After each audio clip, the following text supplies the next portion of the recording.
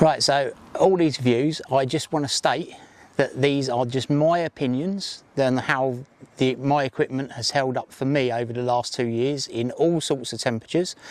I fished from -15 to +40, so they've really been for a hammering in the last 2 years. This is just my opinion. I am not trying to get you to buy anything. I'm not selling anything. It's just my opinion for what it's worth. Right, today I want to do a review on the Toslon X-BoAT 730. I'm going to start with the packaging. It comes in a bag, and there's a bag within the bag that holds all your bits and pieces and your batteries.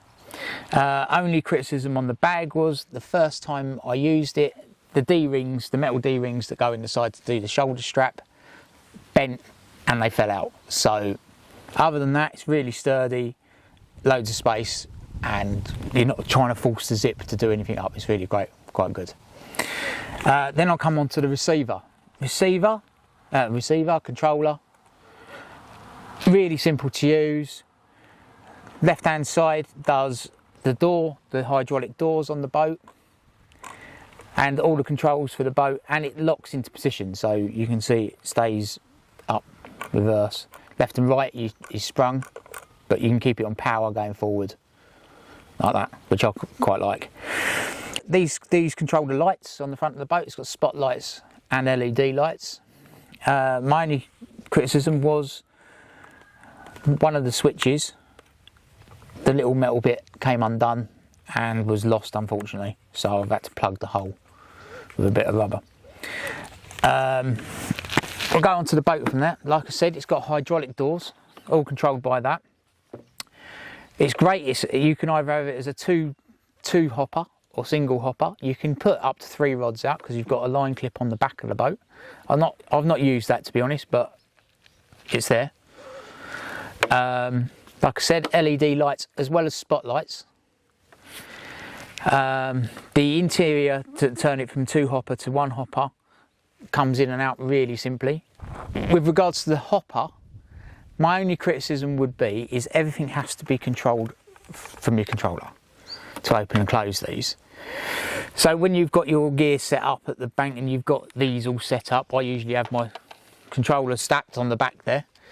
When I've got it in, I have to keep walking backwards and forwards with the controller. When you've got a rod, a boat, trying to hold that means you're going 2 trips back, where if they just had put a button on the boat to open and close the hopper, that would save you a lot of grief with this, because I think shopping this around, that's when it's going to get broken or dropped or wet, you know.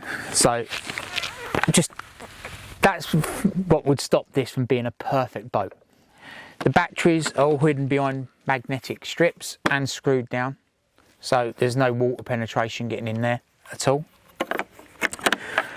Battery power, fantastic. I think if you were an angler that 48 hours, 36 hours, 2 batteries would do you, even fishing 4 rods in a busy session. I've bought 4 batteries basically because of the amount of time I spend on the bank, you know, up to 2 weeks, and I didn't have the facility to charge. I have now. The batteries are lightweight, which means the boat is lightweight. You know, I can easily lift that one arm. The stand doesn't come with the boat. That's from Fox. For me, it's an essential bit of tackle. It just means I'm not crawling around on the floor all the time trying to load my boat up. So for me, that's a worthwhile investment. Anyway, over to the fish finder. Really simple to use. Battery life is good. It will last you a week, I would say. It's quite detailed. There's plenty of settings. It's a coloured screen. So a really nice bit of kit. Then we go to the X-Pilot. So I am a complete technophobe.